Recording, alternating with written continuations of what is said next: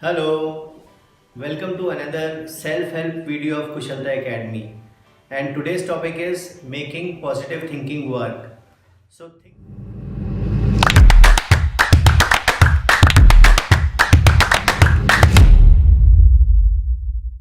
work. So think positive. How many times have you received this advice from a well-meaning friend or a colleague when facing a challenging situation? I guess a number of times. And if I ask you, has it ever worked? Again, if I take a guess, then mostly it hasn't. So why does something which sounds so simple is so difficult to work, and how can it be made to work? So to learn that, first we have to understand why positive thinking doesn't work. So let's do a thought experiment. Let's assume that if for the next 1 minute I ask you to just close your eyes and not to think about a monkey, then what will happen? Yes, you'll only end up thinking about the monkey. Now let's do another thought experiment. And here, if I ask you to close your eyes and for the next 1 minute think about a relaxing moment. You could be out with your friends, out on a vacation, playing with your kids. Just think about it. If you just think about it for a minute, then what will happen? You'll be able to think about it without any problem. So why it didn't work in the first instance and why did it work in the second instance? Simply because in the first instance we were trying to resist thinking of a monkey, and our brains are wired in such a way that whatever we resist, it only persists. So then how can it be made to work? What are the techniques? So the problem is not positive thinking. The problem is uninvited negative thoughts. And how we can make it work? To make it work, first we have to understand how do we think. So the way our thoughts come in our mind, it's because of two things. One, it's an interplay of all these brain chemicals like dopamine, serotonin, etc. And secondly, our thoughts emerge from those parts of our brain which lie outside our conscious awareness and which are sometimes called subconscious mind. So to understand how we can make positive thinking work, first we have to understand how our mind works. So our mind has many parts, but for the sake of this video, we'll focus on two parts. The first is prefrontal cortex and second is some unknown pathways. So our prefrontal cortex is the thinking brain. It lies just behind our forehead, and it's responsible for all the rational thoughts that we have. The way we think, the way we plan, and the way we take decisions. But there are other parts of our brain where all the memories and experiences are stored.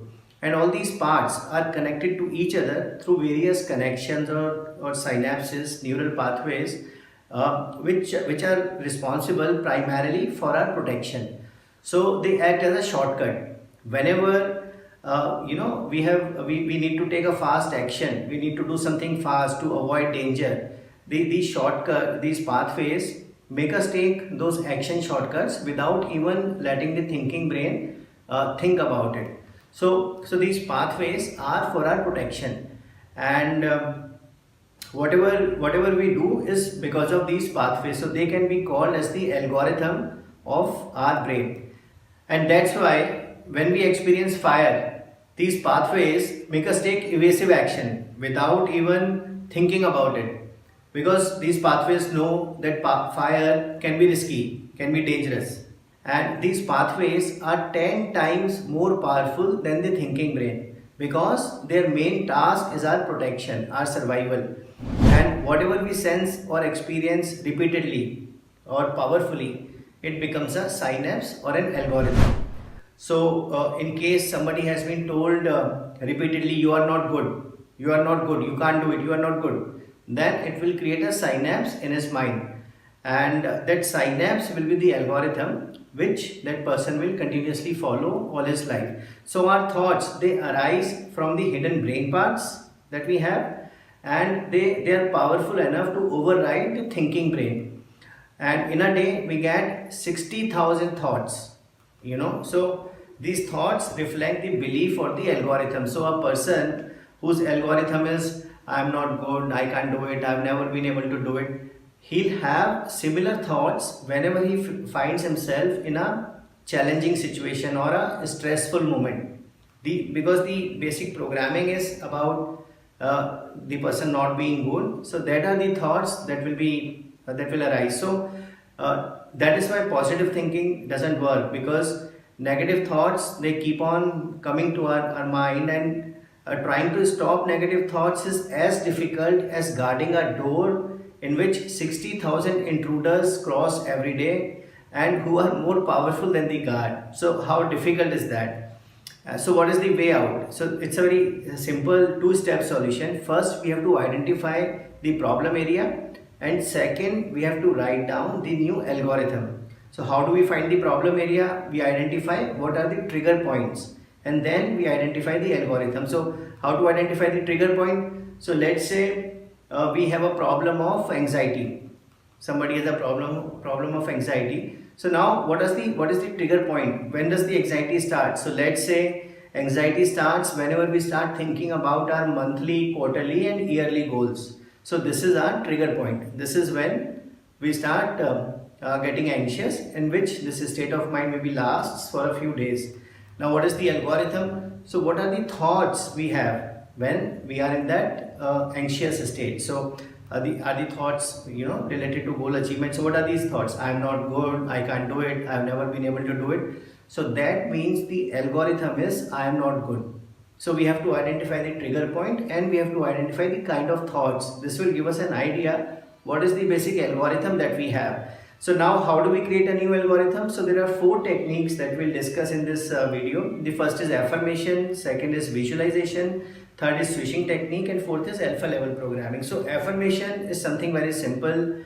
We had earlier discussed that whatever we do repeatedly, it creates a synapse in the brain. So just repeating a simple statement creates a new synapse. So a simple statement like a person who's honest, who works very hard, who plans his or her work always achieves his or her goals. I am very hardworking, I always plan my work, and I always achieve my goals. So just a simple statement, when we repeat it again and again in our mind, it will create a new synapse. Second is visualization. So we sit down quietly in some place and we start visualizing working hard. We are working hard as per the plan, and we are able to achieve our goals.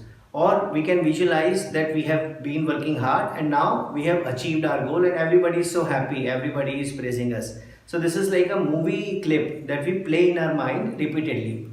Third technique is switching technique. So here what we do is we replace the negative emotions attached with the act of working hard whenever we are trying to achieve our goal. So we replace those negative emotions with positive emotions. So what we do is we again sit down quietly, relax a bit, and then we think about working hard, the moment which act which causes us stress or anxiety. And after thinking about it for a few seconds, we start thinking about a relaxing moment.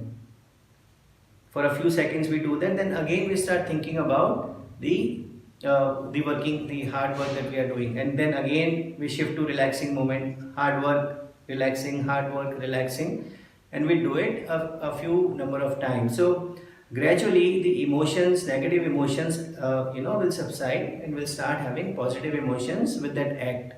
And the last technique is alpha level programming. So here we first do some breathing exercises to calm, to quieten our prefrontal cortex and the limbic system, to reduce the brain activity, neural brain activity going inside the brain. And when we do that, once we have achieved some relaxation by focusing on our breathing, then we repeat the affirmation statement, or we play the visualization clip. So that's why it is said that the visualization works best when we do it the last thing before going to sleep and the first thing after waking up, because that time we are in the natural alpha state. Our brain is sluggish, our prefrontal cortex is not working as hard, and that is why it's easier to make new pathways, new algorithms.